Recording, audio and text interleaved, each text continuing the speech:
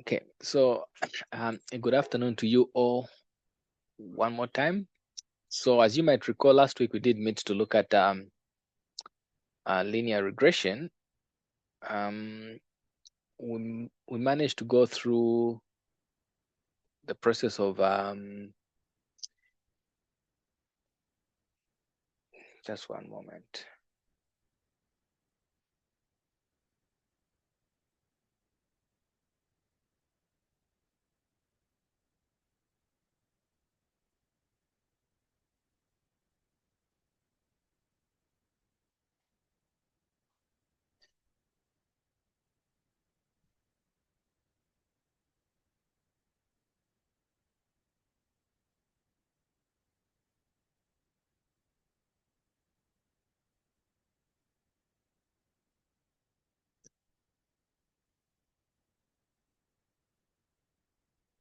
Yeah, so we managed to go through the introductory components of what linear regression is and what it can be used for. And basically I got a sense of how it is that you can create your linear regression line. What regression was, we looked at that. Other components that we looked at, if you remember last week, is the linear regression assumptions. I'll quickly go to those ones. Oops, now my page is collapsing. Just one moment.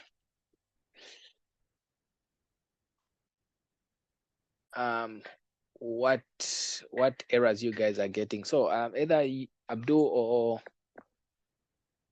or Geoffrey, could you just go ahead and share your screen so that we can see what it is that you guys are failing to do? I might be thinking things are working on my end when it's something that I didn't do right in the code. So all of you are getting that same error.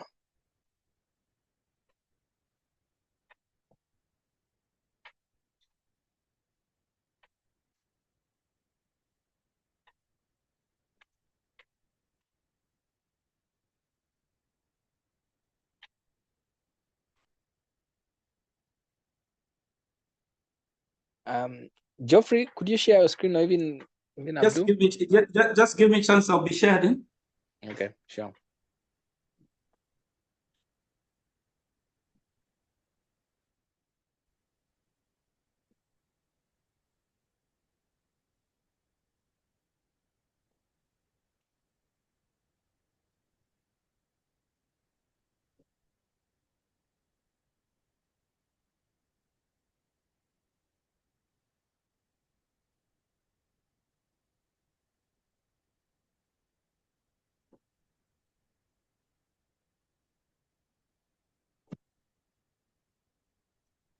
Okay. Okay.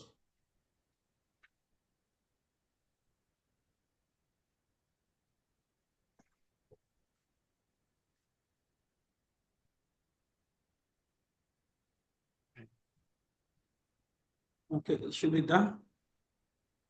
Okay. It should be done. So how far are you able to run the code? Let me just check Okay. where I Just go on run.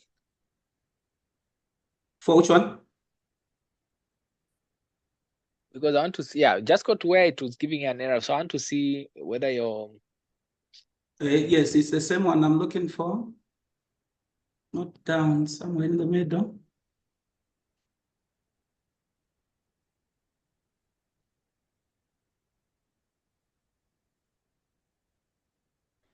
so just there, hold on. So if so it's at mode of building, that's where most likely you're getting the error. So just scroll a bit down. Okay, so hold on just there. So we start with the forward step, and then we do step backward, then we do the step.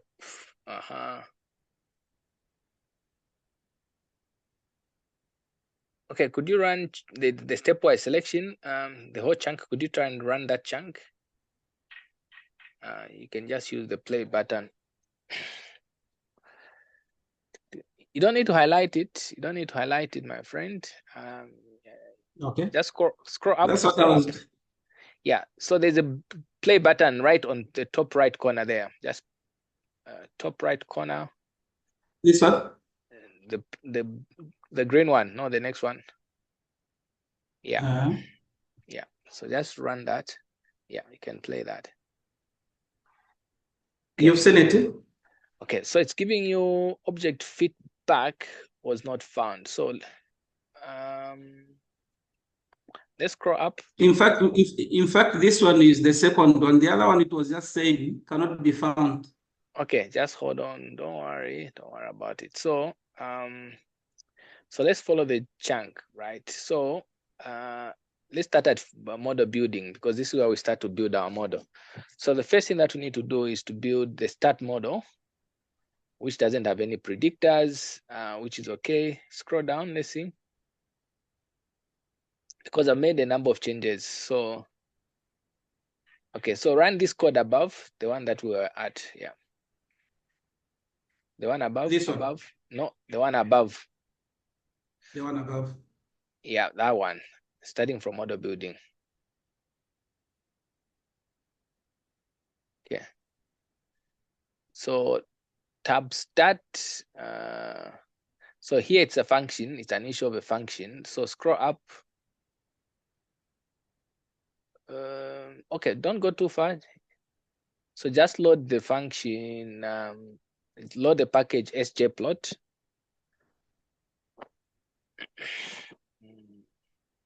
Here? Yeah, just press enter.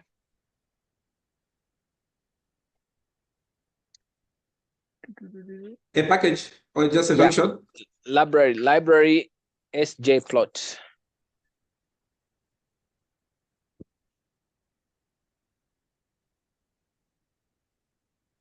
So the P should be uppercase.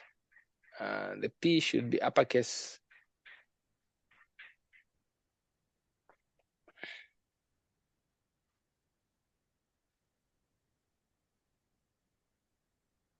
Okay.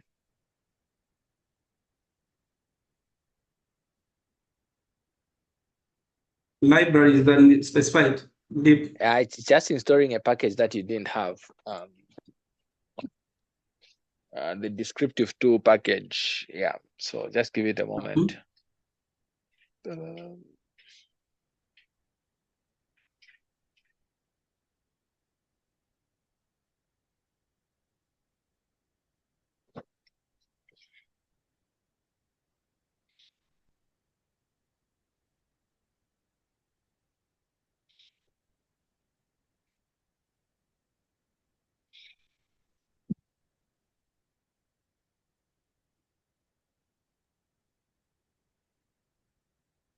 Warren.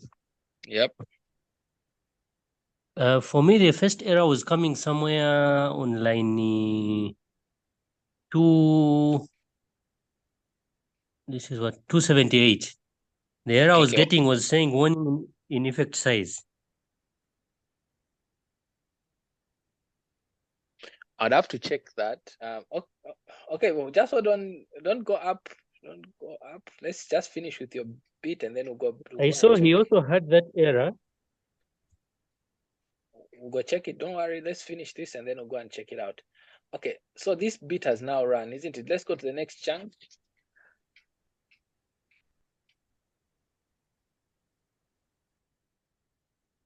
Okay, so now you can try and run this one. Okay, so this is running. Next. Stepwise? Yeah.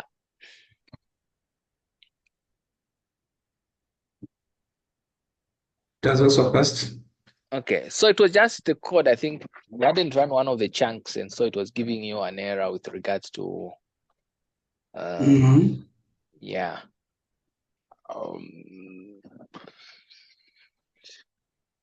Yeah, anyway, the rest of the bit will do it. But yeah, the rest of the bit will do it. You can see how it goes. But my my suspicion with you, Geoffrey, is that you are trying to do this today. So if you had run up with this error maybe earlier on, it's something that we could have easily resolved. You've seen it hasn't taken us 5 minutes for us to resolve this error. So if it's something that perhaps you had started earlier, we could have helped you resolve it. So it was just an issue of us installing a package, trying to read where the error was, and then trying to see how that goes. Yeah, so I think it should be able to run through and through. Let me because this is the one that was given me. This one is yeah, so this is an issue of, so this is if you can't find the piping symbol, it means there's some packages, when I start R,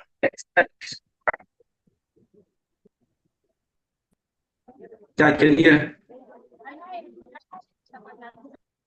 just trying to, Kelvin, could I ask that you mute your mic? Thank you.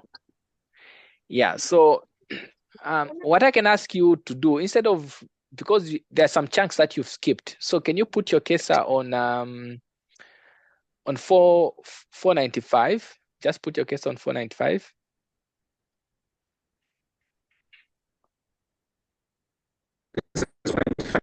Yeah, just click there. Yeah, 495.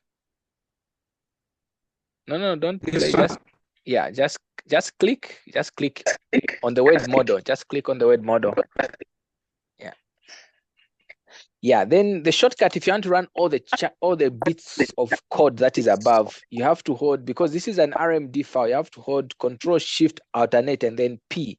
It's gonna run everything all the way from the top to ensure that all the packages that are supposed to be loaded have been loaded, including any objects are in your environment. So using your keyboard, Control Shift Alternate P, and then it's gonna run all the chunk of code that is above. Or if you want, you can use the run icon that is on top there.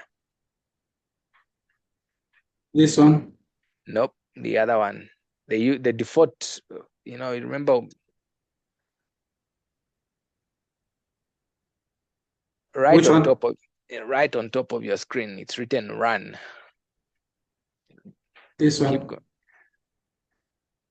Yeah. This one? Yeah, so click on the down arrow.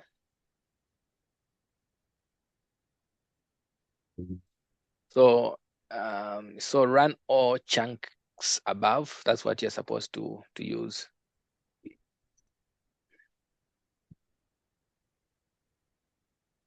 Yeah. So it takes a while to just process everything, including packages.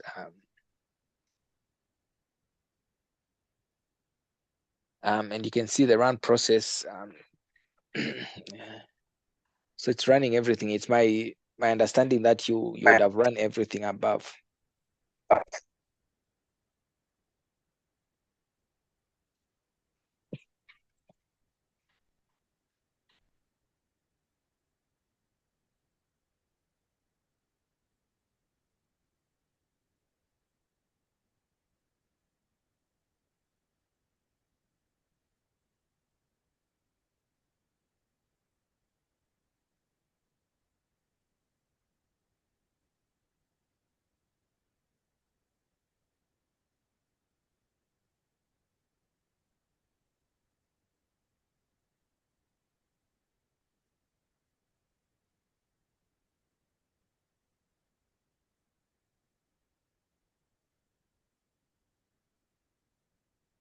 Yeah.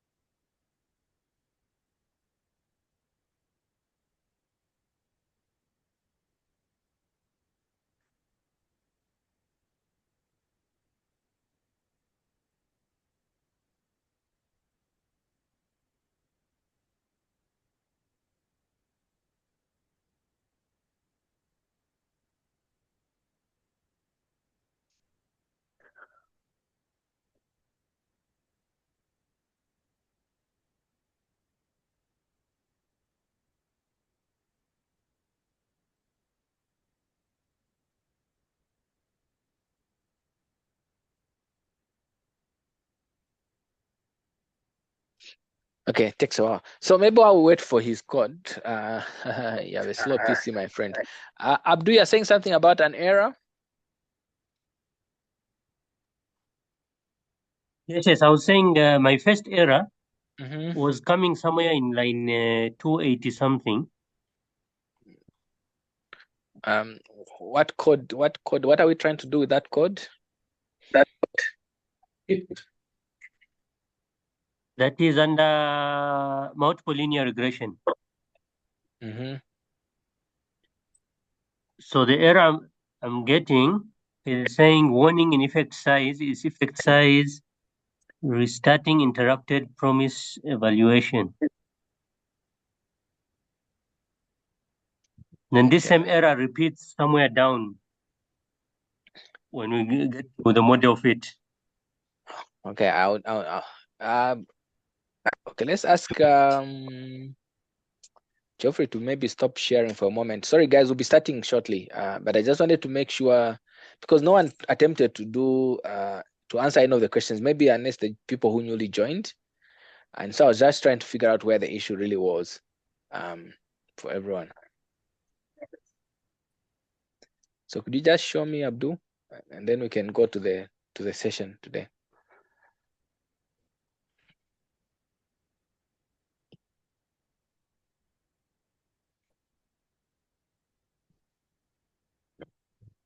Are you able to see the screen? Yes. Okay. So scroll up a little bit. This is the part. So that part runs okay. Then So just here, hold on.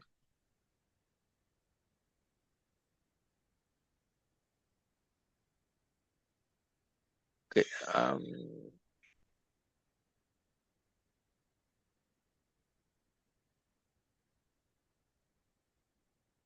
Okay. So this is what fails.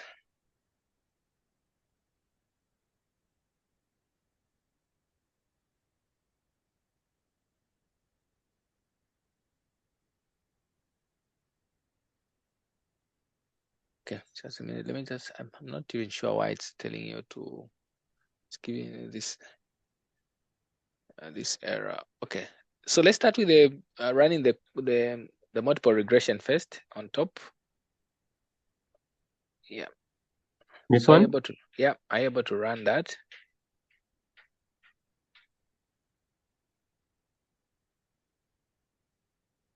Okay. Yes. Yeah, and let's look at the summary. Okay.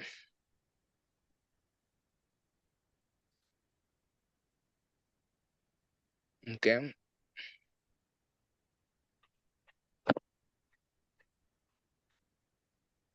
Okay. So let's see. So just hold on. I want to see. Somewhere here. From 279 is where this red bar starts.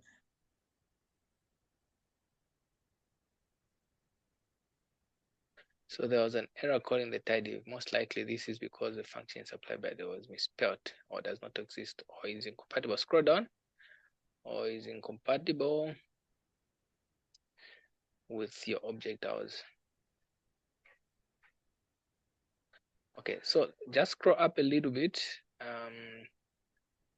Here on a plot, in the SJ plot, put a comma and then after, yeah. Then try and load the GT summary package again.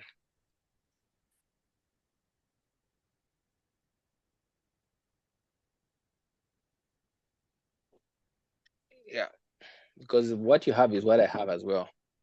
Okay, try and run this.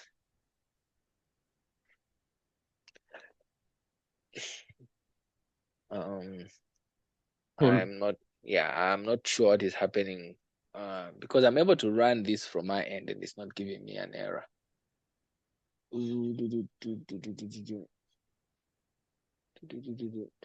So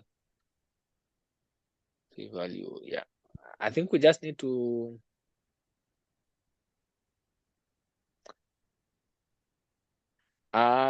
okay, so that we don't spend a lot of time. Try removing the tidy underscore function equals broom helpers, tidy parameters. Yeah.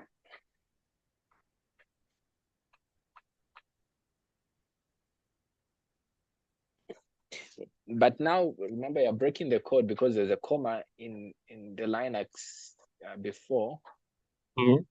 Yeah, and you need the The piping piping. symbol. Yeah, so just put the piping. Yeah. Okay. Okay, hold on. You need one more bracket just before the pipe. There. Okay. Yeah.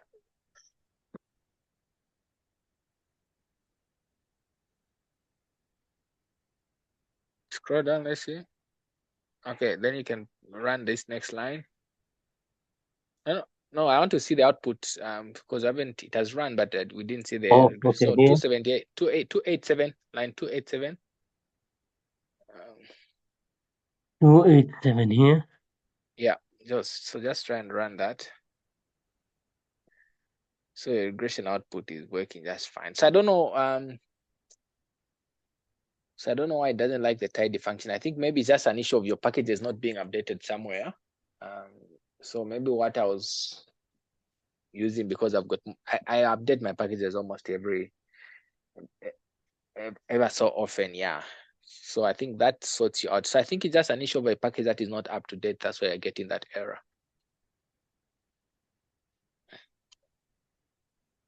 You might need when you have time, just update all your packages. Okay. I think let's get back to the session so that we can finish it and then see how far we go.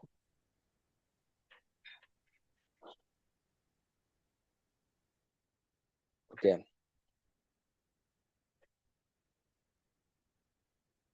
Yeah, so sorry for the rest of you for being passengers, but my whole point is one, I know I've been a student before. I know we always want to wait for the last minute to do things, but the problem with that is that you don't get to learn as much because you are racing against time. And so I would have been much happier if at least there had been one of you had attempted to answer my questions. And if the first an error had reached out to me and told me that, oh, okay, Warren, this is what I did, I'm getting this error, as opposed to me just getting to know it just now. Yeah, anyway, it is what it is. So if you remember last week, we ended at a multivariable model, right? Sorry, by variable model. And what we said is that there are a number of things that you can consider when it comes to you choosing your multivariable model. So maybe let's start with looking at the bivariable model.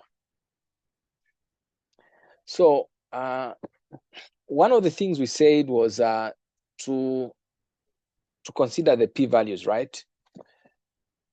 So when you're looking at a bivariable model, you don't want your cutoff to be at 0.5, but instead you want for you to include a variable into the multivariable model. You can look at any variable that has a p-value of less than 0.2. So basically 6 has 0.4, which is greater than 0.2. I wouldn't include it in the model. Age group, at least any one of these levels has a p-value that has less than 0.2, so I'd include it. The same with a number of children. At least all of the three have a p-value that is less than 0.2. And then hospital, all of them are greater than 2. And then smoker and BMI, all of them have a p-value that is less than 0.2. So from what I'm able to see then I know that my key predictors is one's age group, the number of children that are on the scheme, whether they smoke, and BMI. Depending on whether the hospital that they attended to and whether or not they're female, doesn't really do a good job in predictions, right? Because the p-values are not significant. And so I would by default just include these variables in my variable model and then try and see how that model would perform. That's one way to do this. But I want to to show you that, you know, the decision that I've made as a researcher based on the information, the model also try and arrive at it, but it's not always that this happens. So what I have done instead, I've created an object called fit all, where I include all my predictor variables, right? Sex, age group, children, hospital, smoker, BMI, and and BMI, and of course the data. And so I go ahead and run that model, and as you can see, this is what I'm getting. So compared to the other p-value, the adjusted R-squared that we're getting, I think it was around 72 for BMI, but now it has gone up to 86. And so we're saying that, you know, when we take account of the different, you know, attributes of our patients, the model is able to account for 86% of the variation of the outcome, which is the cost of medical care. So 86 of it is able to be accounted for. And as you realize that, you know, no matter how well your model is, you can't control for everything. There'll still be some unknown bias that is there in the model, because there is obviously something that is influencing the cost of medical care. Maybe it's the type of medicine someone is buying and things like that, and we're not controlling for that in the model. So very rarely are you going to have a model that has 100% adjusted R-squared, because it means that you'd have controlled for everything, but that's just not possible. You still have uncontrolled for effects that are controlling your model. And other metrics that we did talk about was, of course, the AIC, the BIC, and of course the RR adjusted. And we can load our performance package, and you'll see this in a little while, and then just get a sense of what the model fit statistics basically are. Yeah, so we did say that the AIC and the BIC are just absolute values.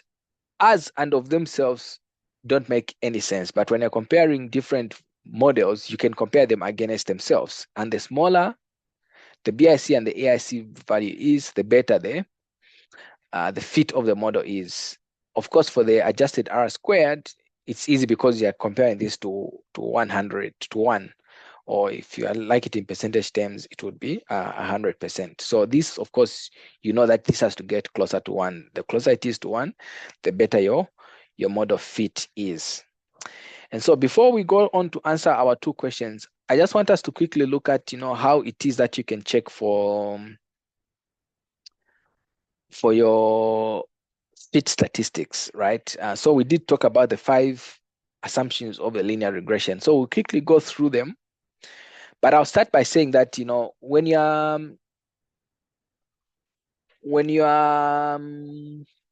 you know, writing your, for example, dissertation or even a manuscript, if you're going to present these, you know, the assessment for the assumptions of your linear regression model, it's not necessary. So there are 2 caveats to that. One, you can include these as, for example, appendices, and just say that, you know, you checked for assumption of a linear regression. And of course, there are different assumptions when it comes to logistic regression, which we'll show you in our next session.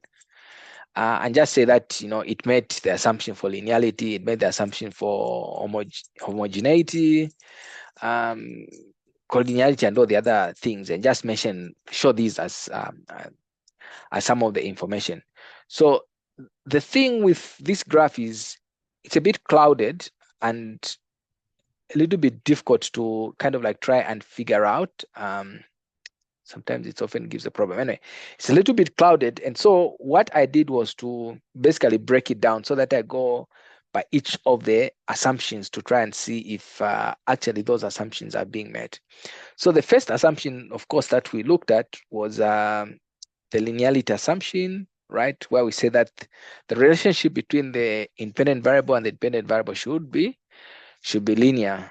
And by this, we mean that, you know, the change in the dependent variable should be proportional to the change in the independent variable, or across the different levels that are there. But what does that mean? So the performance package actually does a good job at checking some of these assumptions. And so the first assumption that we do check for is the check normality, right? So we indicate the model and the function that we're going to do, which is checking the normality of this model, and then assign it to an object called check norm, right? So we go ahead and run that, and then we can plot that. So it gives you a host of parameters, but what you need to remember is that, you know, when you're checking for normality, your interest is to try and see if you're looking at the QQ plot, the quantile plot, there should be almost a 45-degree line, and they should align along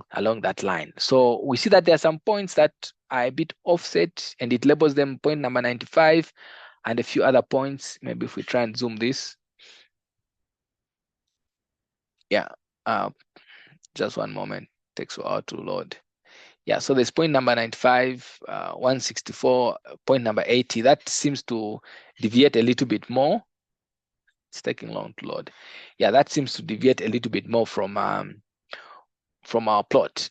But these are very few. But overall, we see that our model actually follows that normality. And also, when we look at our residuals, right, when they are plotted against the fitted line, we see that it almost creates a straight line. Of course, there's the red line, which is a fitted line, looks like it deviates a bit. But by and large, the residual seems to be scattered and around, and there's no noticeable pattern that is there. And on average, you can see that, you know, the residuals that are below are almost the same as the residuals that are above, and therefore they kind of like cancel out in that regard. And so just based on that, we can conclude that, you know, our residuals based on the normality assumption, they seem to be okay. Guys, I think I'm explaining something else. Sorry. I apologize for that. What we should be looking at is is this plot here. Yeah, so a test for linearity, it checks for the residuals appear to be normally distributed, and it tells you the p-value that way. But another alternative that you can also check is in the CAR package. Basically, there's long name for companion for applied regression. You can look at what are called Sierra plots, so that for each of your models, you try and see whether the residuals based on each of your predictors are normally distributed. So remember, what we say for normality is that, you know, the increase should be proportional, right? The change should be proportional for each level of your dependent variable. So I don't know why. Just one moment. Let me open up the output. I don't like the way it's coming out.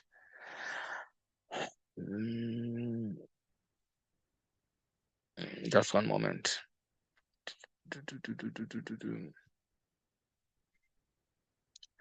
So this is just a printout of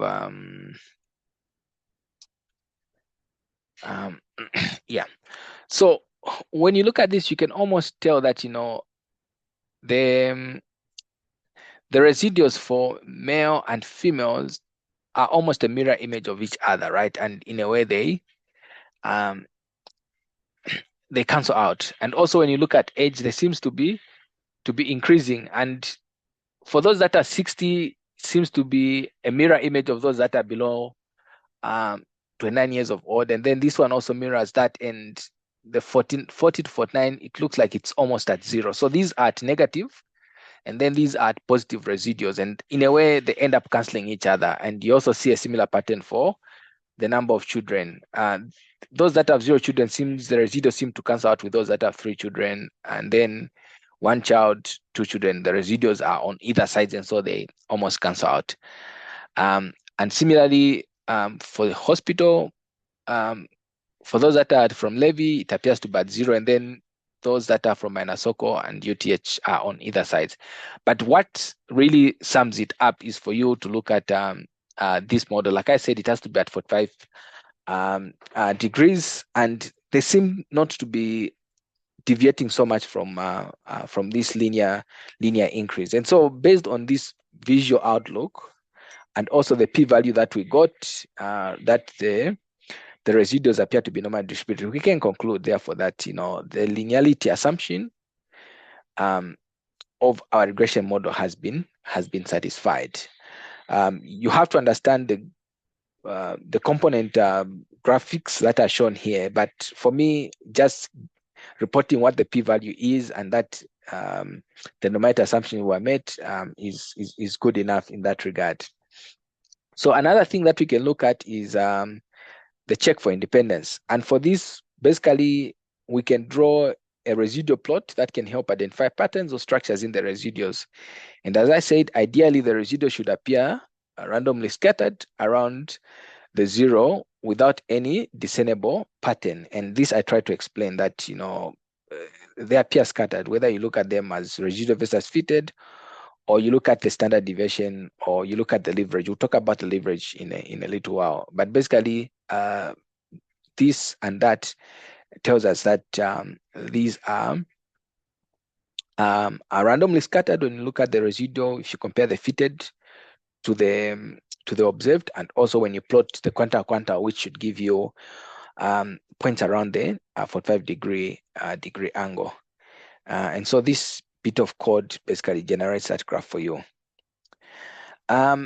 There's another way in which you can use the interclass correlation. I'm not going to bother you guys with it because this is more of multi-level models, but you can check and try and see if indeed there's independence. And one aspect that you can use is what is called the interclass correlation.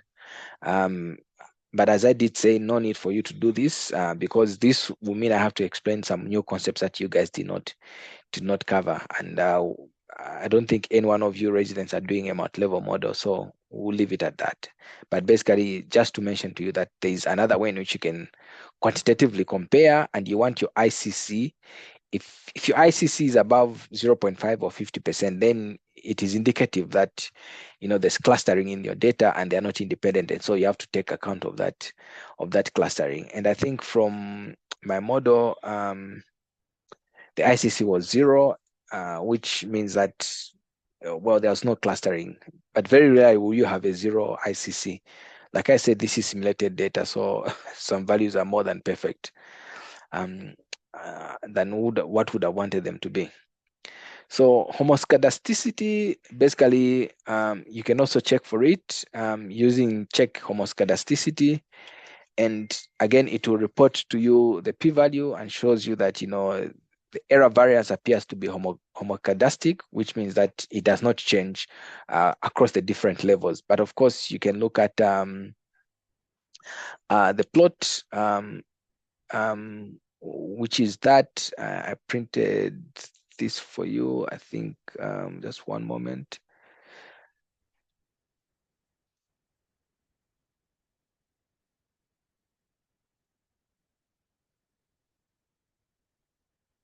So this is a printout of all the code I've been running for you. Yeah. So this one does a better job because it even puts a dotted line as compared to the other one. But you can see that for all the different plots, all of them are centered around the dotted line. And again, when you compare the residuals to the BMI, you see that they are clustered around and they seem to cancel out. But most importantly is just for us to report, the significant p-value, the non-significant p-value for the check of homoscedasticity. This is, of course, based on that test. The way the p-values are computed are basically different, but at the end of the day, you come to the same conclusion. And if you like graphical plots, you can graphically see whether this assumption is being met.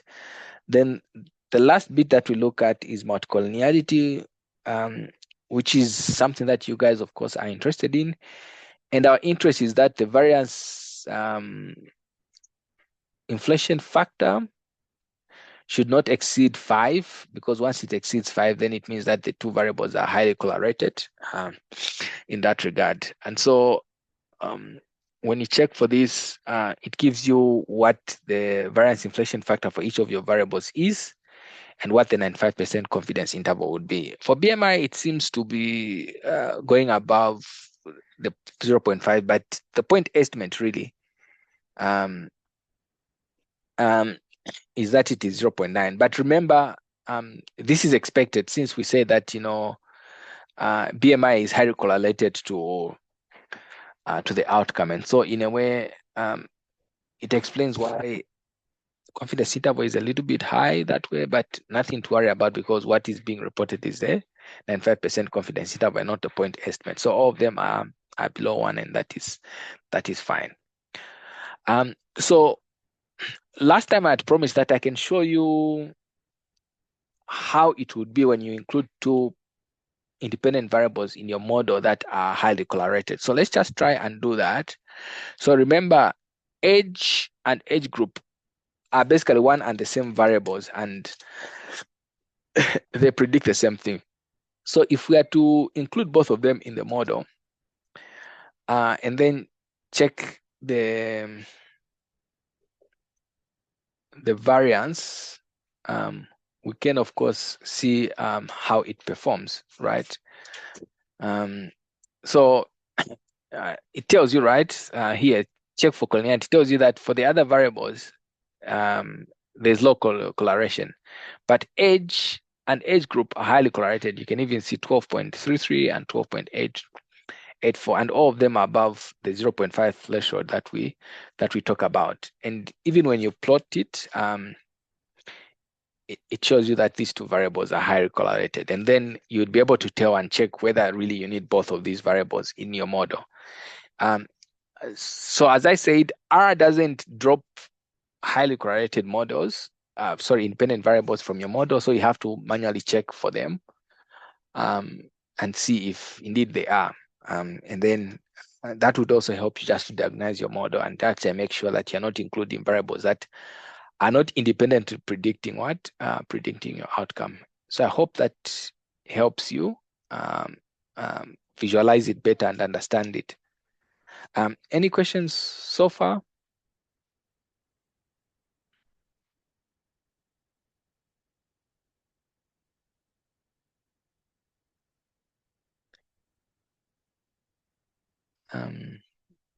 Okay, I hope you guys are following along. Geoffrey, did you want to say something? So far, so good. Okay, perfect. No, I'm so just appreciating that. So far, so good. Okay, perfect. So the last thing that we do is to check for what are called influential or high leverage points in our data. In simpler terms, these are more or less like outliers, right? In our data that seems to strain or influence the model to a larger extent. And I did provide a description for you here, what high leverage points are.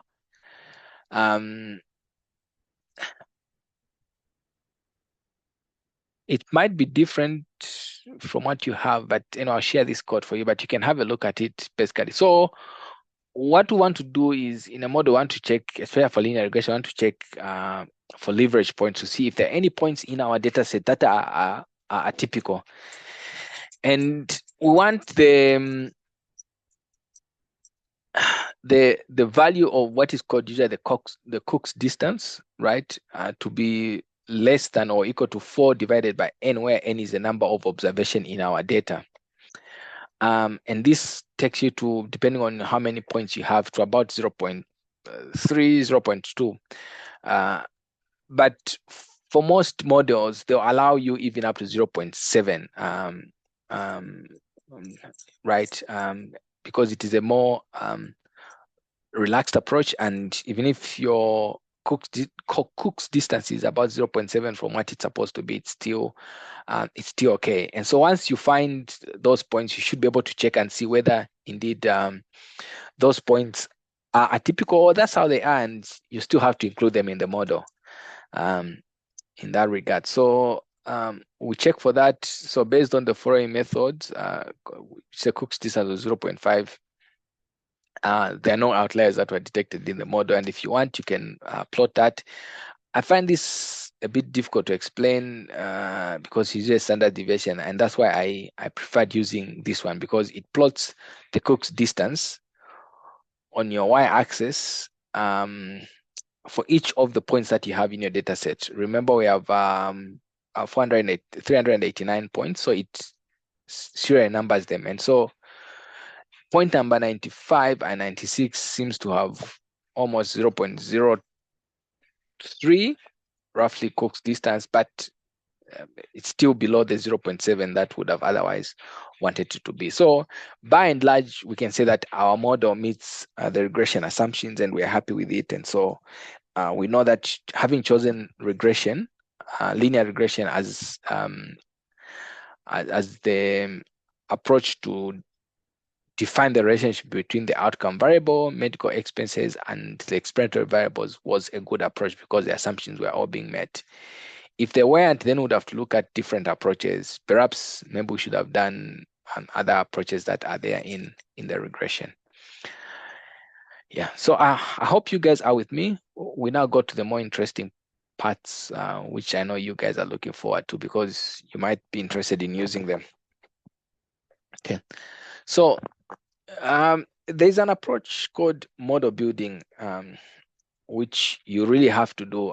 I know the temptation is often there that, once you've selected your model, your independent variables from your bivariable model, you just throw everything in there and then try and see how your model performs. The problem with that is that you might have one independent variable that is training your model, and if you throw everything at once, you might not realize that independent variable that is affecting your model. And so from what is called the investigator-led approach, what you need to do is you got your bivariable model, and if you remember, we looked at which of the variables best predict the outcome. And so for me, that's the first variable that I would put. So basically, I would start with looking at the p-values. I would start with either BMI followed by someone who's a smoker, because I know BMI explains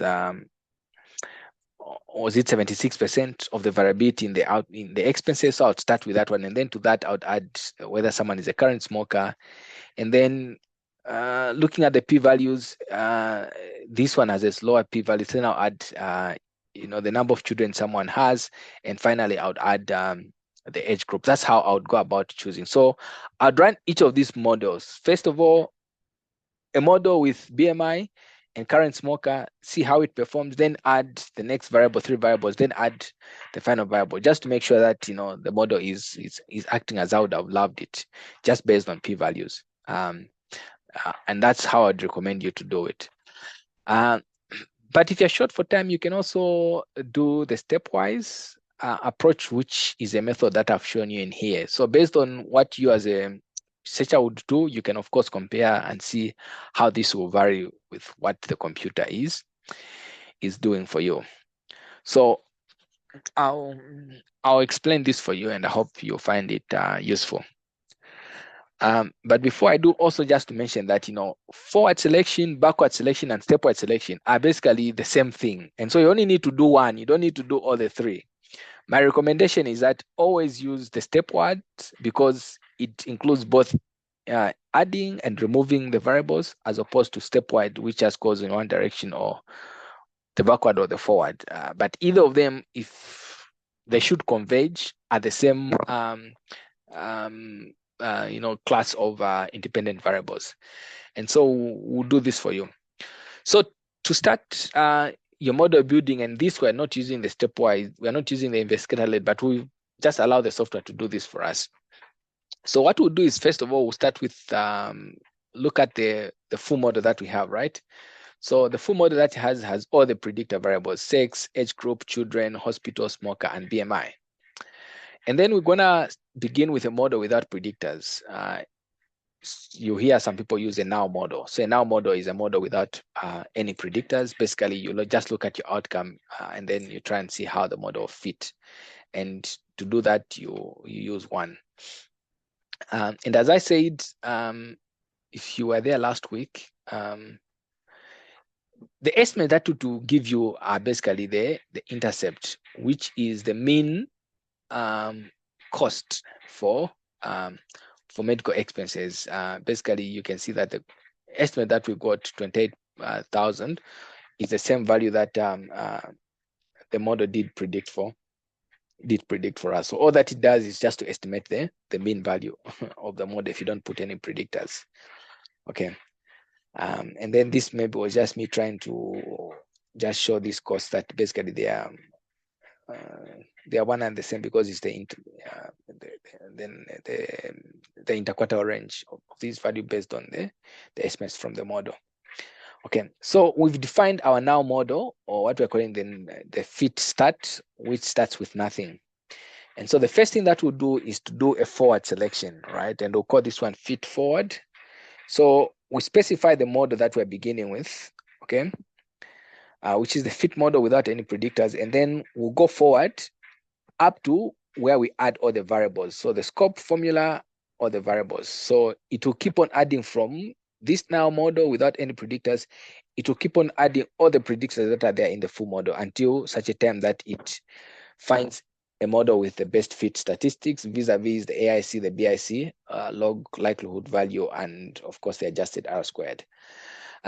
So we run that. And so before we look at the formula, let's look at what R is doing here for us. So it starts with the now model, right? Without any predictors, and tells us that, right now, without any predictors, the AIC is 7179.69. And what happens if I add BMI? If I add BMI, the AIC reduces to 6662.8. If I add smoker, and these are all added once. Remember, it's stepwise. You have to add one predictor at a time. And then once you've added, you check your fit statistics and you keep on adding the next independent variable. So it compares. If I add only children, this is what the AIC will become. If I add only age group, if I do not add anything, it's the same as the now model. But if I add sex, the model becomes even worse than your model without predictors, or even when you add hospital. And so what the model will do then is to add BMI, which is it has done here, right?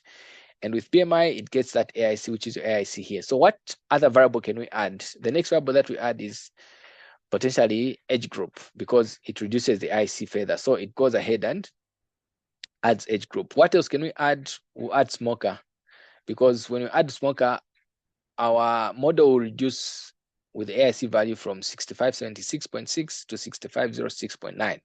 And so the model goes ahead and adds smoker. Is there anything we can do to the model to make it better fit? Yes, we need to add the number of children.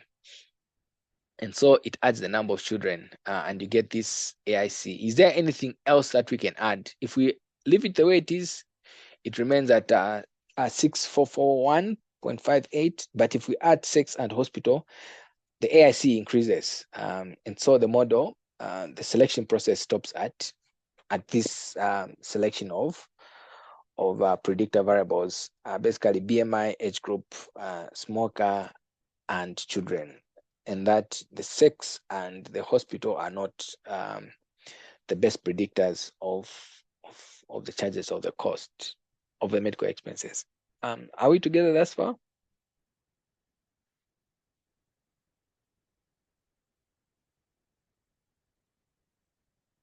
Sure. Okay, perfect. So as I said, Yes, these approaches are basically the same. Backward selection is just the opposite, right? You begin with a full model, right? And then you begin removing independent variables to see which variables make the best fit model. So when you run that, this is what you get, right? It starts with a full model, and then it asks, what can I remove from this model to make this model better? If I remove hospital, it will improve from this p-value, this AIC value to this AIC value. So what does the model do? It removes it, right? It removes hospital. What else can I remove? I remove sex from this, and you basically arrive at the same AIC value as we did for the other model. So as I said, they'll converge at the same independent variables. The only thing that will be different is perhaps the way they are arranged, because this one had all the predictor variables, the way you had put them in your fit all model right? And then it just says, okay, which of the variables can I remove? And basically, it converged much more quicker because it only removed 2 variables as compared to the forward selection, which begins with nothing. Stepwards, it does both ways. And as I said, it's basically the same as before. So let's look at what it does. Okay, so you begin with a now model, which is fit start without any predictors. What can I add? If I add BMI, it will reduce from this AIC to this AIC. Okay, so I'll pick that. What can I add else? Okay, I can add age group, but can I remove, since BMI is already there, can I remove the BMI, add age group and remove BMI? The AIC will increase, and that's why it is called stepwise, right? So you either add or remove independent variables at the same time. And so it says, okay, adding a variable is better than removing BMI, so we add age group. So is there anything else we can do? What happens if we add smoker? The AIC reduces to this. What happens if we remove age group? What happens if we remove BMI, right? So it does all this for you until finally you get to a stage where you arrive at your best fit model, which again converges at the same independent variables: BMI, age group, smoker, and the number of children, and that sex and age group are not to be included in the model. So with this, then you can choose any one of these models. As I said, they're basically the one and the same models, and we'll just go ahead and just compare the formulas. So for fit backward, it's the same independent variables as we have before. And so let's just go ahead and just compare the fit statistics for each one of them. So I'll just run that code so that we can see. Okay, so we know that the backward, forward, and stepwards basically are one and the same model. The only difference is that the variables are differently arranged, but basically they have the same fit statistics. If you, in your own time, you can compare them. And so at the end of the day, we only compare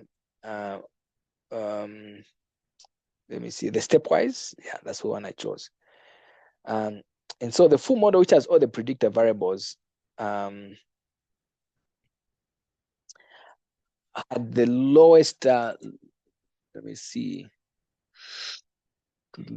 just hold on. So we have fit all, okay, fit stepwise, okay.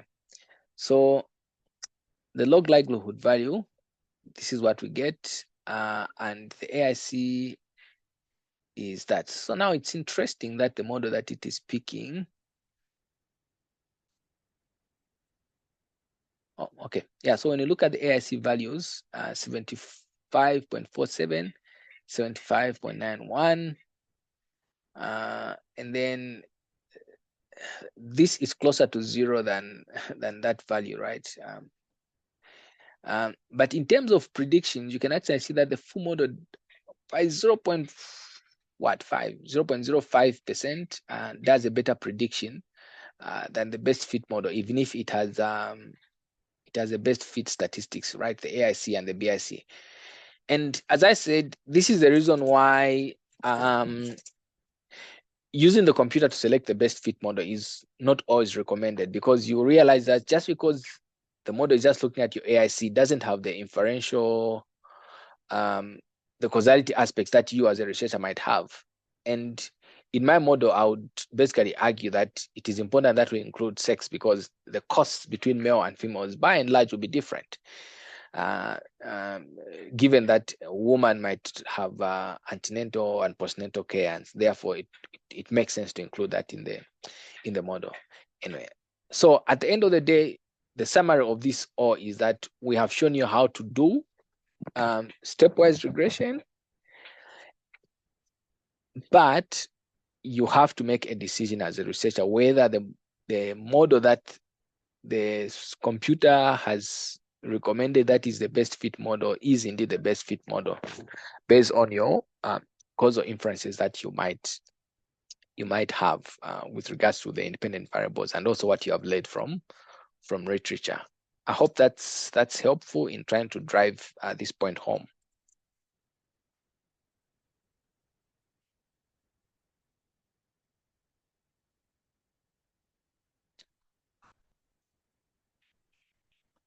Okay, I need some feedback, guys, just to make sure that I'm not talking to myself. It's clear. No, I follow. Okay, perfect. Yeah, thank you. Yeah. Okay. So the next thing that we'll do is what is called mean centering, right? So remember, the intercept, oftentimes we don't talk about it in our regression because it represents whatever the outcome, the mean outcome value would be when all the independent variables are zero. But there are certain times that you might want to make it interpretable, right? So when you think about it, you can't have someone who's 0 years of, who's zero female, zero age, zero, like, right? They can't be born. So there are certain times that you want your intercept to be explainable because that's where your regression model will basically begin. And for you to be able to do that, you have to basically just subtract the mean of your continuous variable from itself, right? So you have BMI, and then we subtract whatever the mean value of BMI might be, and then we'll get what is called a mean-centered variable. So it has a mean value of 0, and some values, of course, will be negative. And you realize that if you wanted to interpret what the intercept might be in that regard, and I'll show you once we run the model, you'll find that the intercept will be interpretable in that it will represent the lowest value of the BMI. So your 0 basically becomes the lowest value in your BMI. And in this case, it makes sense since we did explain that the BMI does account for the large proportion of your variability in the data. And so if you want to make it meaningful, you can do that. But at the end of the day, you'll see that in a moment that it doesn't change the model. The only thing that changes basically is the intercept. But for the larger part, we don't often talk about the intercept. But I wanted you just guys to be aware of this, because there are certain times that you might want to make the intercept interpretable. So we subtract the mean value from each value in the data set, right? And as I said, you have some values that will be negative in the BMI and some values that will be the mean value becomes basically 0. So this is what we've chosen as a best fit model, right? Age group, children, smoker, BMI. We'll add sex a little bit later. And so we just want to compare between when we have the BMI as it is or the mean-centered BMI, just to compare how the models will be. You realize that at the end of the day, the estimates that the model will make will basically be the same. But what will just be different will be just the intercepts. So I've let me hide this thing. Yeah. So I've put the best fit model here and the mean-centered model here. And when you look at all these estimates, you will realize that all of them are basically the same, right? The mean-centered BMI and also the uncentered BMI. But the only difference that is there is the intercept here, right? So for the uncentered one, it shows you that when the cost of medical expenses, when age is 0 number of children, 0 smoker, and 0 BMI, which does not is not feasible, there'll be negative cost. So basically, that person has to be paid for. It doesn't make sense, and that's why most of the times the intercept is not shown. But you can make it interpretable when you mean center it. The estimates will remain the way they are, but the point where the regression line will start from will be an interpretable point, which is around 19,000. So all that we're saying is that on average, if we're going to take someone with the lowest BMI because we mean-centered it, the cost that someone would pay, the minimum cost that someone would pay would be around 19,000. Sorry, not the cost, the expenses, the medical expenses, when we take account of their BMI and all the other variables are zero. We don't care what their age would be. We don't care how many number of children they would have. We don't care whether or not they're smokers. But because we know that the BMI is the largest predictor of our model, we center it and therefore say, for someone with a mean value of, we can check whatever the mean value is in our data set, we expect that the minimum cost that someone can incur is around 19,000.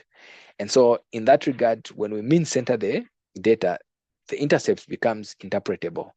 And we can then say that the mean cost would expect on average will be around 19,000 as compared to these negatives that do not make any sense. I hope I'm not confusing you the more.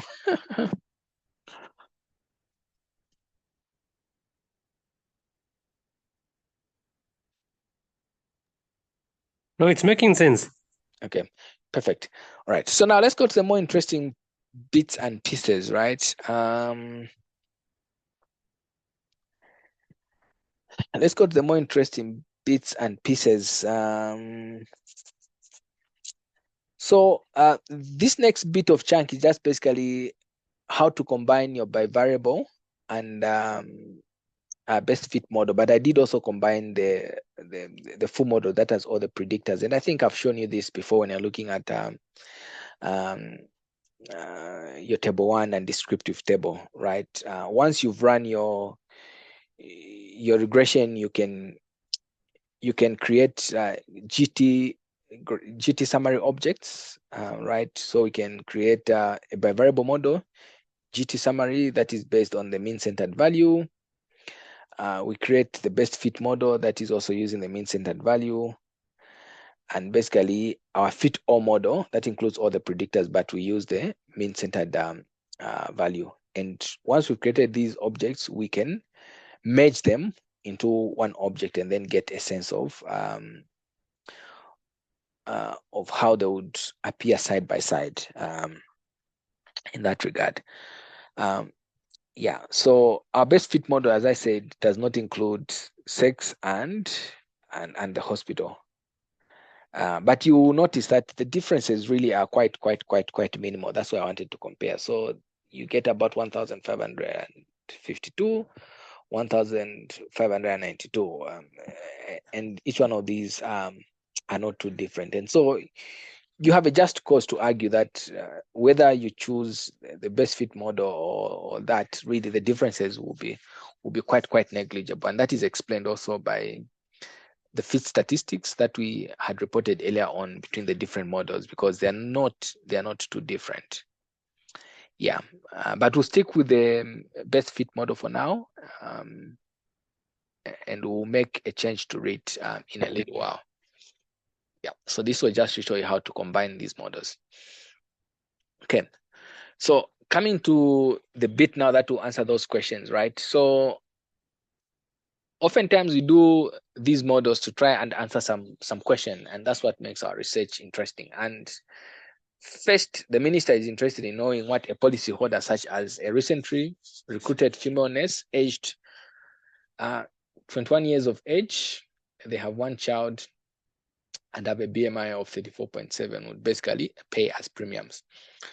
And what we said was that premiums are calculated as basically at 0.01 of the annual medical cost, or basically 1% of whatever the annual medical cost would be. So we'll have to use the predict function.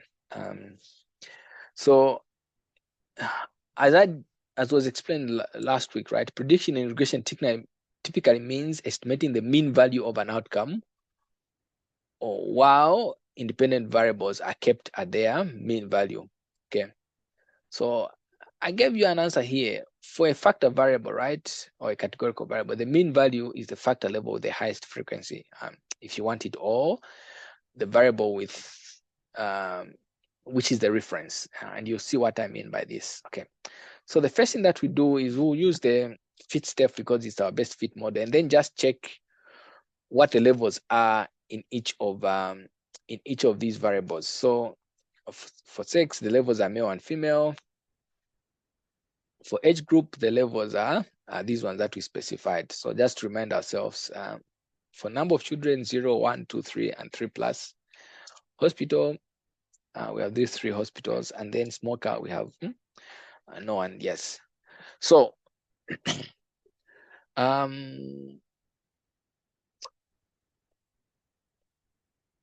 question. Okay, I think these are just values that I had basically put before we answer that question, right? So predict the mean charge for a male aged 40 to 49 years, has 3 plus children on the scheme, and then 6 care at UTH, and is a non-smoker and has a BMI of 32.2. So basically all that you do is use the predict function. Predict function you put in your model, and then you specify the data frame that it's going to use to predict. Okay, so they are male, they're in that age group, they have 3 plus children, they go to UTH, they are not a smoker, and their BMI is this. And then when you say interval confidence, so that it gives us the confidence interval. And so with that done, it gives us what the cost, basically estimated medical cost, would basically be. So according to our data, the point estimate is around 27,000 in a year. That's how much they would spend on their medical costs, because they are male, they are aged in that group, they have 3 plus children, and then they'll be visiting UTH, and their BMI is about that much. But we expect that, in the true population, this cost would range from 26,300 to around 28,841. And you can, of course, if you are looking at premiums, you can of course calculate 1% of this, and that will give you the premium of how much they would pay. So that's one way in which you can predict what the cost would be, and you can use right, because your model has these 3 parameters, and so you need to include all of them and have any one of those different categories in your model. But we'll see a twist in a moment when it comes to our questions that are asked. So the SJ plot package also has an opportunity for you to plot, right, to visualize your model. Oftentimes we just end at just reporting, but what does this model actually look like? Okay, so what it tells us, what we're doing here is basically we specify the model, the type we want to predict. Oh, sorry, it's this one. We want to predict, and the terms we want to predict the BMI and whether or not someone is a smoker. And so it tells us if someone is a smoker, it's blue, and if someone is not a smoker, it's red. And so what this tells us that is, as someone's BMI increases, their medical expenses will also increase as expected, right? We saw that linear relationship earlier on. But consistently, the estimates for those that are smokers, whatever their cost would be, will by and large be higher than those that are non-smokers, although both of them are increasing. And I think this does a better job at really trying to show us what it is that the model is basically doing. Or if you're interested to see how this would be, you can of course look at it by age group. And because age group is a categorical variable, it will just give you what the point estimates are and the 95% confidence interval. But basically what we're able to see is that, as someone's age group increases, their medical expenses also increases. And even when we go to a regression model, if you remember, we did see that, we did see that as well. That compared to those that are of age 29 years, as someone's age increases, the differences between whatever the cost is for that person who's 29 years of age, the cost will increase as someone's age increases. And well, that is given. The older you become, perhaps the more medical care you might need to seek. And you can add even 3-4 more terms in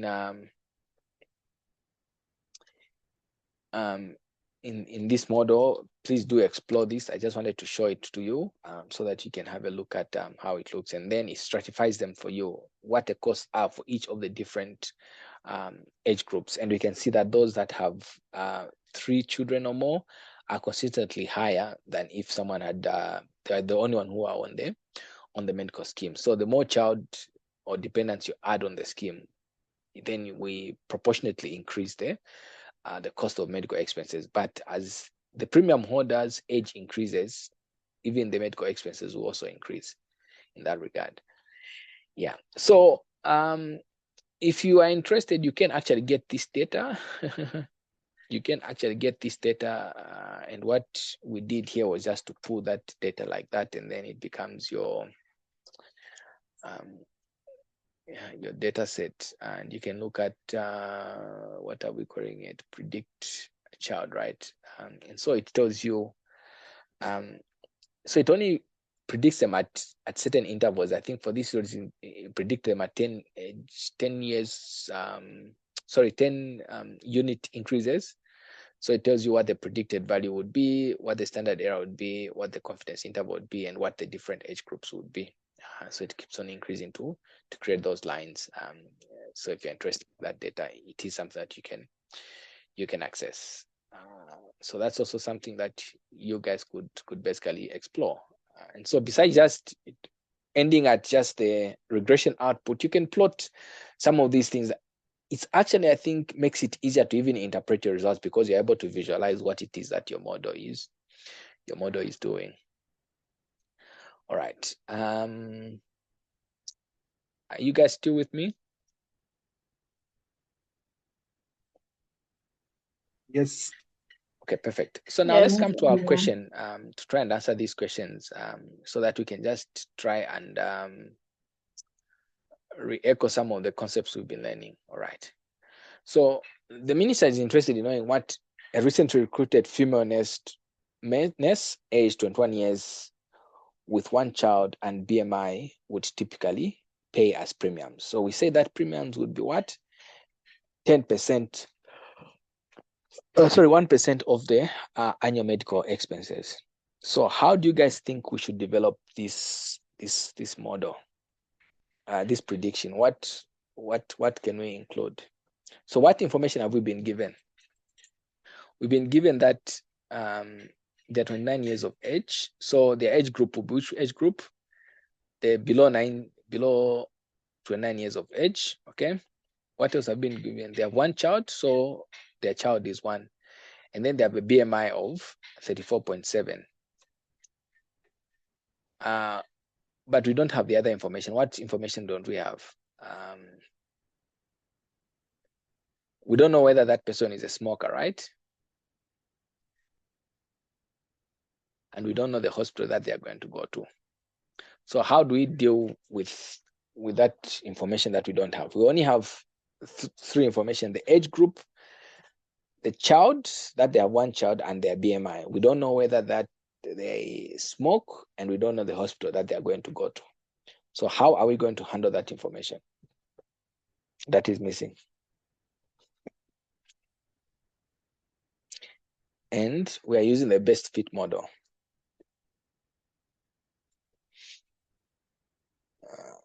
I want to get ideas from you guys. Any ideas?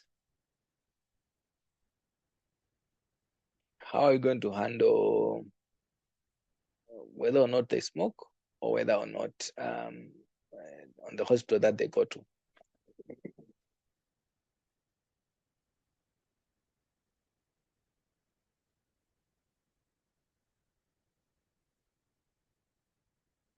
Leah, any ideas?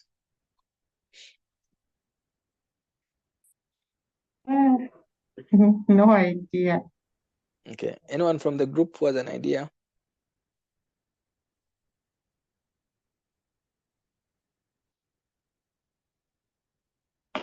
Not sure, but I'm thinking maybe we can treat it as missing data. Because if it was in a data set, maybe those points wouldn't have data on the individual we're looking at. Okay. Other thoughts?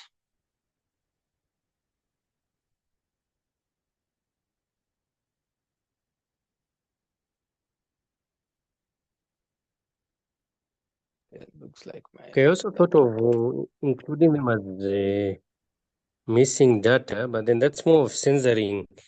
And this is not that kind of a prediction model. It's not like a survival analysis type of study. Okay. Okay. Okay. So let's look at this. So that we be.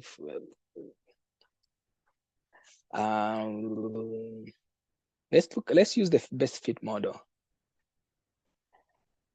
Could someone, if they want to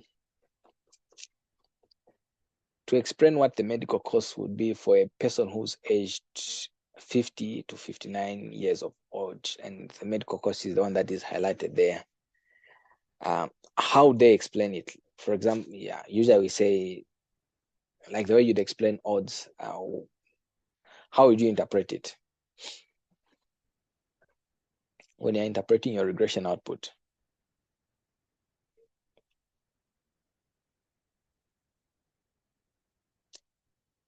Is the question clear?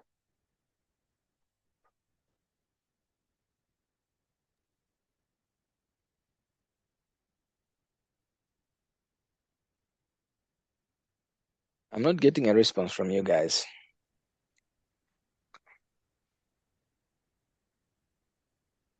Okay, let me try to give it a go. Sure. So the chance of this is 6.8. So compared to less than 30, the being in a 50 to 59 age group has a 6 times higher chance of paying those premiums. Okay. Anyone else wants to give it a go? Come on, guys. We've done linear regression. This is linear regression. You know how to interpret linear regression. We've done this.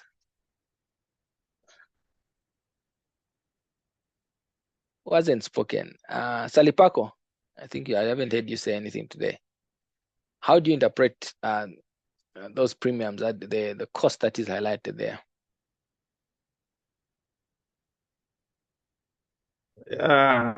Let me try.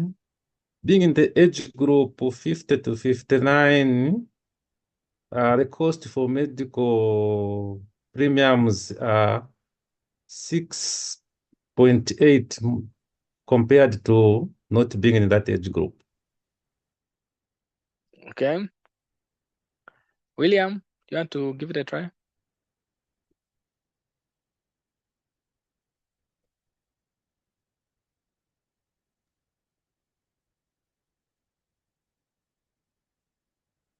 William, are you there? Maybe if we, Okay. hello? Yeah, go ahead.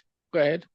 Yeah, I need to say that the medical costs for those in the age group 50 to 59 is 6.804 times higher compared to those who are less than 29. Like the comparison group is those that are less than 29. Mm-hmm. Okay. There's something you guys are leaving out, which is very important.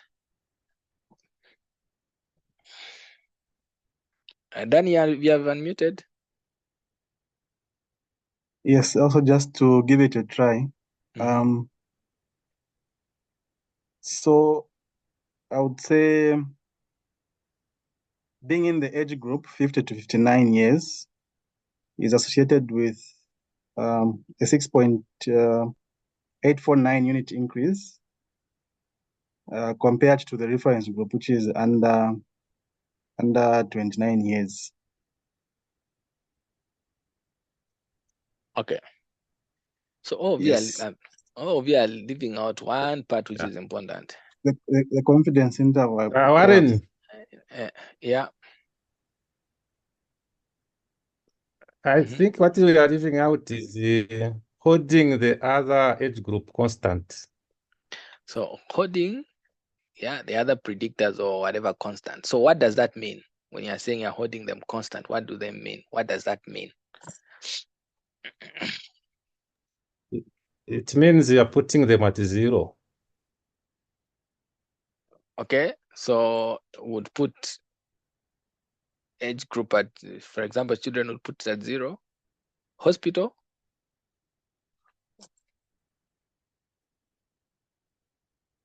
what would be the 0 for hospital?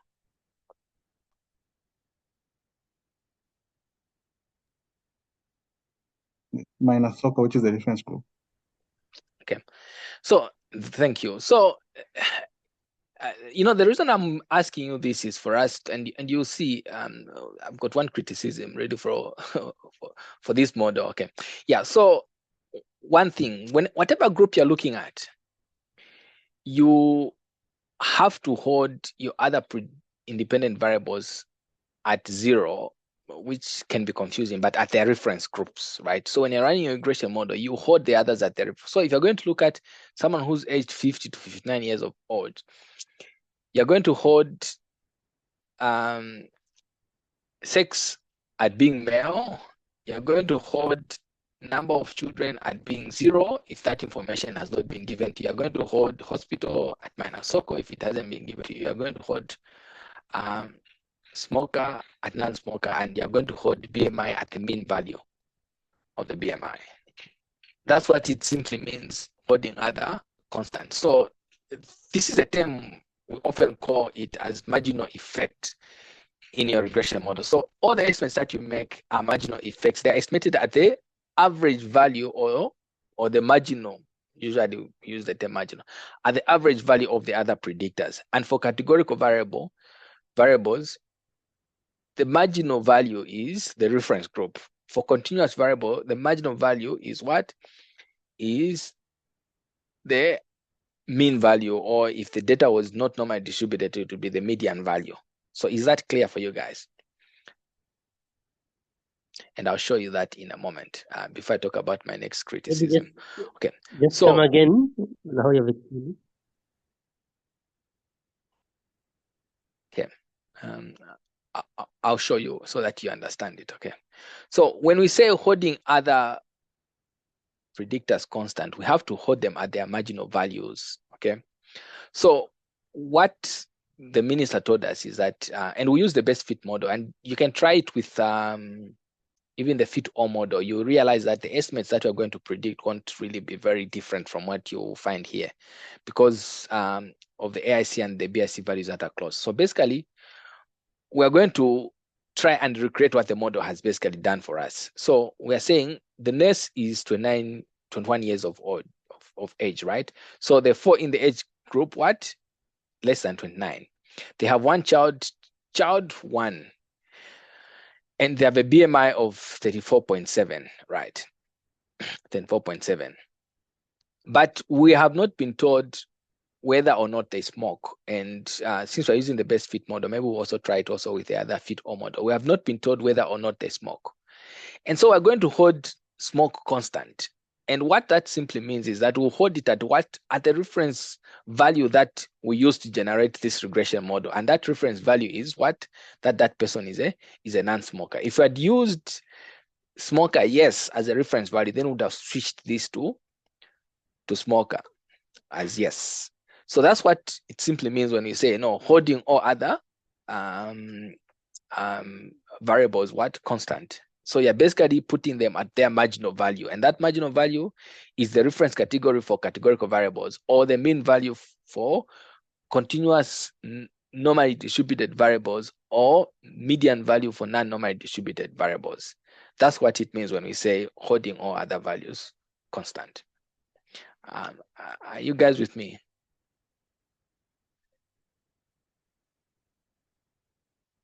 Yes. Okay, perfect.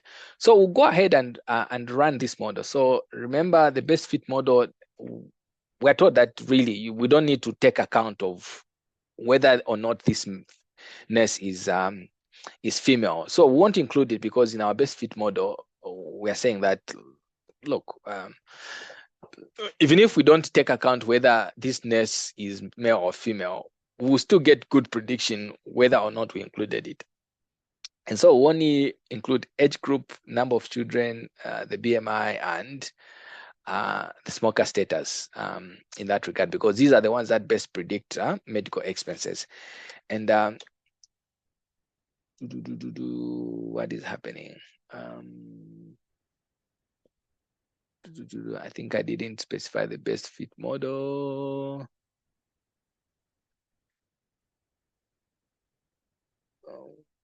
So this one should be BMI, sorry. So BMI and then the predicted expense, right? So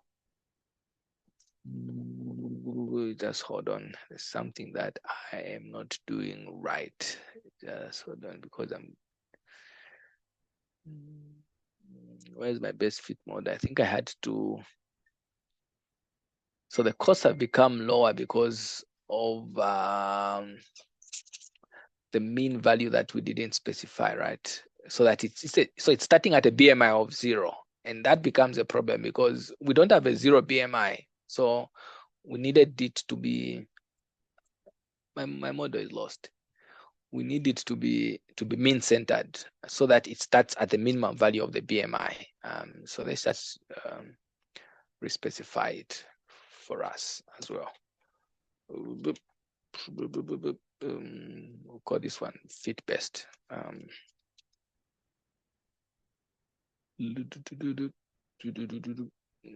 Actually, we had it here. So you basically just need to be careful, because if you don't specify what the mean value is, especially for continuous, for linear regression, like when you are trying to do predictions, you'll get values that are a little less, because your regression model will start from a value of 0 when you actually do not have a 0 value in your model, and you end up undercharging people.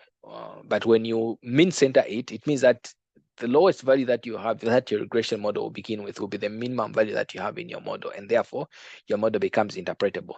So compared to the one that we had before, this one is starting at the lowest value that we have, the minimum value that we have in our model for BMI. Okay, so we basically get these estimates here, and we can calculate these at 1%. And at the end of the day, if you're looking at a 21-year-old female who has one child and has a BMI, they would typically pay 1% of this, which is 33.9 as premiums, right? That's what NIMA would ask for, right? That's the marginal value based on this data. But even if they would ask for a cost of 0.4, right? Sorry, 704, or up to a maximum of 768, they wouldn't be basically overcharging or undercharging someone. So they have a leeway of charging someone from a minimum of 704 up to a maximum of 762 within these different parameters that are there, when we hold the other predictor variables constant, and they would still not make a loss. So you don't think that, when you go to buy your insurance for your car and then the guy is saying, I'll do you a 5% discount. They're just giving you a discount within their confidence interval. They'll never make a loss. They'll calculate what your premium will be and give you 5% of that, but it will still be above the minimum value that they would typically charge you for. I hope that's helpful, and I haven't confused you even more. I was trying to make this more practical than just ending at the regression output and comparing the relative values that we have. Are you guys still with me? We are together. Okay, so let's go to the next question, question number 3, and then that should conclude our study, right? So the question number 3 is, what NIMA may reasonably charge as monthly premium depending on a policyholder's medical and social demographic characteristics. For this, the minister has asked that you develop an actuarial table of premiums by sex, age group, number of children, smoker status, and BMI of policyholder. So So let's try and understand the question all right. The minister has asked for premiums for sex, age group, number of children, or dependence on the policy, smoker status, and BMI. So, however, our best fit model, right, does not include sex and hospital. So, since the minister wants to know what the cost would be for sex as well, we need to parameterize or develop a new model. And we know that when we're looking at the predictions, whether we include hospital or age group, really it shouldn't matter, right? And also, someone can argue that the costs will be different, whatever hospital you go to, but for our data at least, the costs between different hospitals were not too different, right? They were not significant. But we can argue and say maybe we can include just sex in the model, because we know that for the larger part, someone's gender will affect their medical costs. And also someone can still argue and say, yeah, maybe including hospital would affect the charges, because if someone goes to CFB, for example, they would be paid more. If they go to that expensive hospital on Greatest Road that we won't mention, they're obviously charging you premium. And so maybe in real sense, the costs might be different. But based on our data, we'll only add sex. I'll encourage you to include hospital and then try and see how the costs would basically differ. So the first thing that I do is to compare, right? How is the model that I'm going to develop for MOH going to compare with the best fit model that we chose if we add sex to the model? So we go ahead and create a new model for MOH, and then look at the fit statistics basically, and then look at basically what the performances would be. So let's compare. So the model for MOH has AIC of 7548, right? 0.87, a little bit higher than 7548.448. Okay. Also, the BIC is slightly higher than this. But when you look at the variability that each of these models explain, the proportions are basically the same. So in as much as the best fit model does a better job at fitting the data, the amount of variability that it explains is basically the same as what the other model would explain. And so I would still be justified to still go with this model, because I know that in as much as I will explain whatever variability is there in the medical expenses, my model will still be as good as the best fit model. Okay, and this goes back to the whole point that I was saying, that you as a researcher need to understand your data and you need to be able to defend it, and basically explaining that you are interested in knowing sex, because it makes sense from causal inferences that even if the medical expenses between males and females are not statistically different, but it makes sense having sex in there, because by and large, the medical expenses by females and males will still be different, because you expect that females will have higher costs of medical expenses, and so you want to see what those costs would basically be. And I hope you guys appreciate that. So this is just an output, regression output for the MOH model, which includes estimates for whether or not costs are for males and females. So basically, we know that there's a difference. Whatever the cost of males is, the difference between the cost for males and females is 297 kwacha. Very minimal, because it is not statistically significant, but we're still interested in that cost because it makes economical sense to us. I hope you guys are still with me. I'm not losing you. Okay. So now this is where it gets interesting. So the actuarial table basically is, we need to show the costs. Let me pull that up. We need to show, right, the cost of premiums by sex, by age group, number of children, smoker status, and also the BMI of the policyholder. So what we need to do is to predict what the cost will be for males, what the cost will be for females, and for each of the different age groups. Also for each of the levels of children for the smoker, and then we can predict also the cost for minimum BMI, mean average BMI, and maximum BMI, and then put all that into one table that we're going to share with the minister. And then I'll show you really where, when we say compared to this, the cost increase is basically this. All that we're doing is that we're trying to actually get a sense of what actually is the cost of the reference group, because these are relative comparisons that we have compared to those that do not smoke. Those that smoke have a higher cost of 3,967. But the question that we have is, what then is the cost of those that smoke? We don't know. The regression model doesn't give us that cost. And in this example, I deliberately framed it this way so that we can go back now to behind what your regression output will give you to actually get what the actual costs would basically be for these reference groups. And you'll see that when you subtract them, it gives you these estimates that you basically see on your front end. I hope you guys are appreciating this exercise, maybe in a little while. So just to emphasize what it simply means, holding all other variables constant. So the reference group will basically be males, and will hold all the other levels constant. The reference group for age group is 29.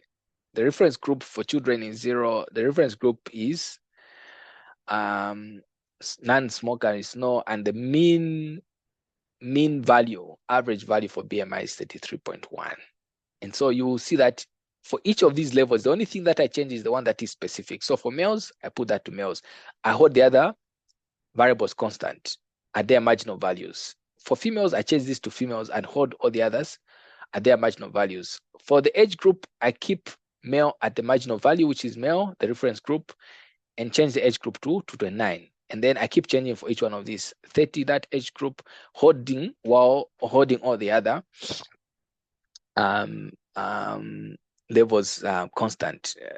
30, 40 to 49, 50 to 59, 60 plus. I go to the number of children, hold all the others constant, and just change the number of children. And also smoker and basically all the same. Okay, so I'll just go ahead and just run this for you. I'll share this code and you guys will appreciate. So I just wanted to re-echo and re-emphasize really when we say holding all other values constant, what that simply means. And so I've combined all these variables, right? All the estimations I made, I've row bound them and then rename all the columns and also the rows as such. So for males, this is the cost and the lower bound of the cost, 95, the Q1 and the Q3. So for each one of these levels, I've done that.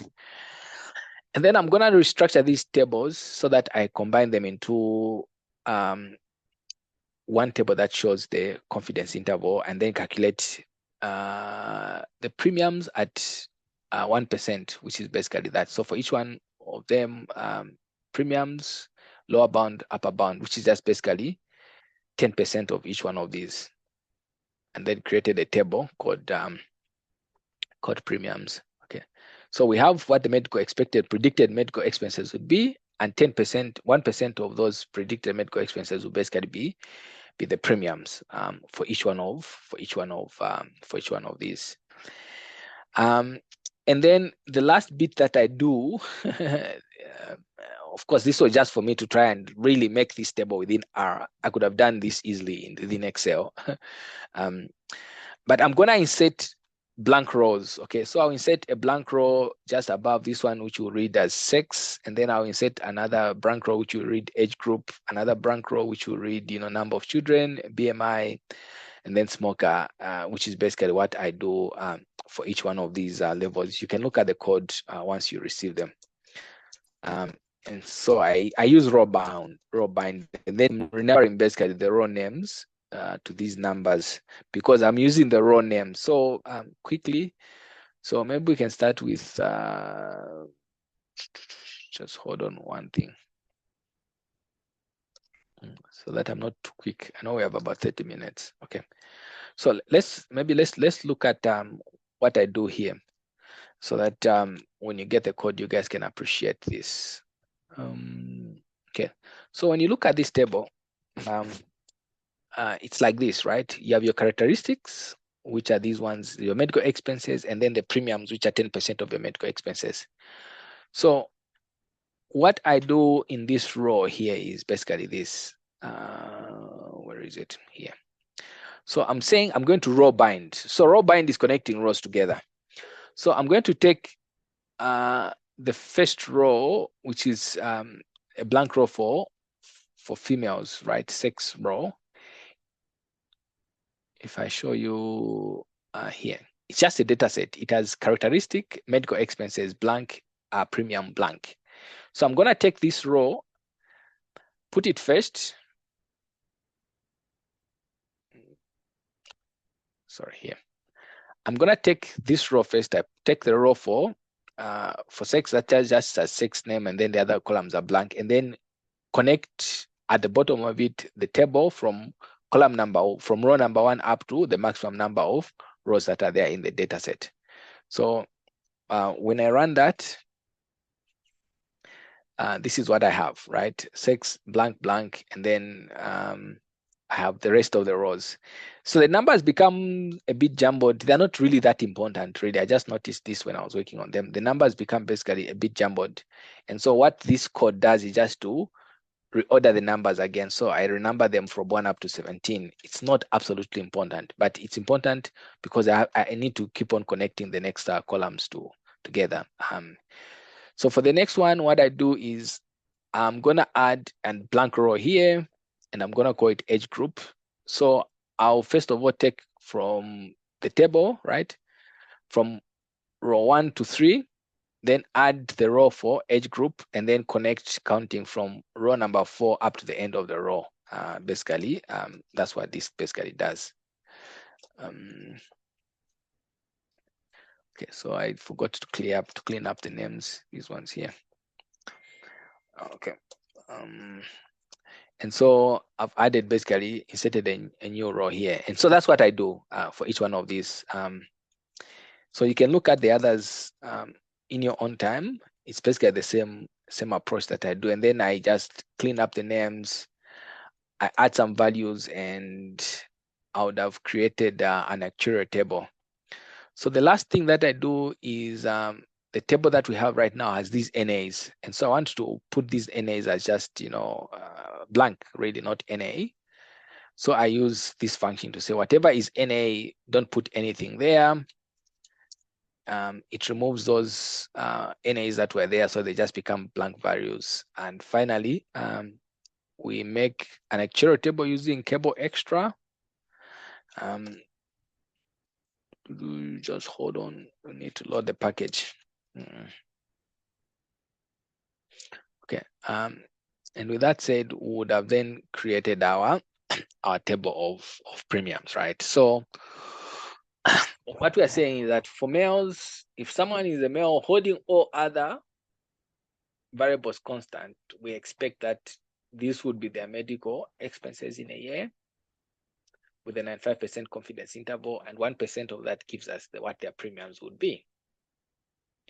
And so if I have a male who's aged 43, what I need to do is which ones of these premiums basically makes me account for their age and also the number of children. So if I'm only looking at a male and I'm not really concerned about what their age group and number of children they have, smoker and BMI, I would basically get this. But if I'm going to get a male who's aged 35 years of age, then I would go to this cost, and they have one child, I would go to this, and then try and compare between their age group and their number of children. Which one is highest? Okay, it's that cost. So I would then charge them that premium. So I've taken account of that they're male, they're within that age group, and that they have one child that they're going to put on their policy, and that's how much they would basically pay as premiums. If they smoke, then their cost unfortunately will go a little bit higher. It becomes 735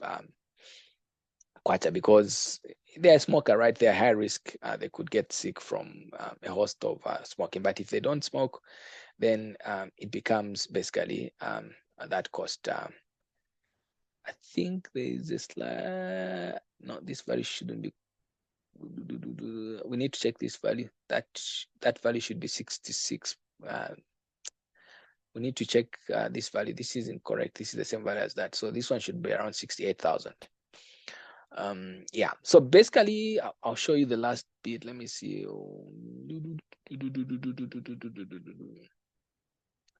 So let's go to smoker. Male 29. Okay, yeah, so this one should be yes.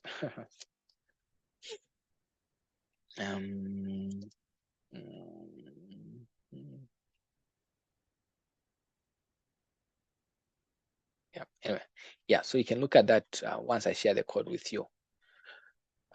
So what I did in our own time, and I'll compare this for you so that you can appreciate what it is that the regression table gives you. Let me just pull that up.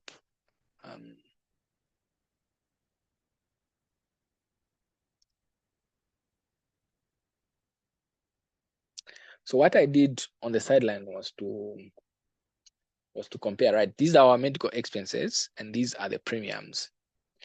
And so when you're reporting your regression, you can see here that it's 29,297. So it gets this calculated value here. So what your regression model reports basically are relative values. So it doesn't report the reference group, which is basically that estimate there, but we'll get a difference, the cost difference. So I got this cost. So to get the cost difference between this one minus the reference group, and then reports the 297 for you there. And of course, that's the same also for the confidence interval. So what you see yourself here is the relative value, but not the absolute value that your regression model gets to report. And you basically see the same also here, 1,515, 4,926, 6, and basically it's the same and shows whether these estimates are basically similar. So from the predict function, you can recreate the actual cost, right? The actual estimates that your regression is basically generating, and not only report relative values, because if you're going to say compared to males, females have 297, quite a higher cost. But what's that cost? Because this is a relative value. So the cost in their medical expenses is basically this that we've been able to calculate here, holding all the other estimates are constant. And what it means by constant is that you're basically using the reference group, if it's a categorical variable, or the mean value for a normally distributed continuous variable, or the median value for a non-normally distributed a continuous variable. And with that, you can then be able to say, okay, Madam Minister, these are the expected costs that basically NEMA should charge. If someone is a female, they have more than 3 children, and I missed out on smoker, and they're a smoker, and they have a BMI of so much, then you can compute what the premiums basically would be and charge them accordingly if you have all the other categories, as opposed to only just reporting the relative values. Yeah, so with that said, I hope this exercise has been helpful. I wanted to show you that regression is good, but oftentimes we report our values in relative terms. But in actual sense, if you are to apply this in real life, how would you do it? And that was the whole motivation of this exercise, and also to show you really what it means holding all other values constant. It means you hold them at their marginal value, which is the reference category, or the average or the median value in that regard. Okay, with that said, I'll pause here for questions, if there are any, before we can bring this meeting to a close.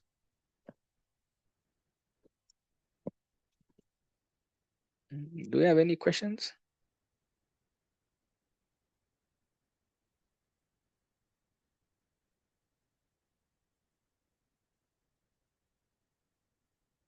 I get worried when people don't ask questions. So it either means I lost you or you guys were busy working on other things. No, we're following it, just a lot to digest. Absolutely. We'll engage you as we go through. Okay, sure. Yeah. So So that does it for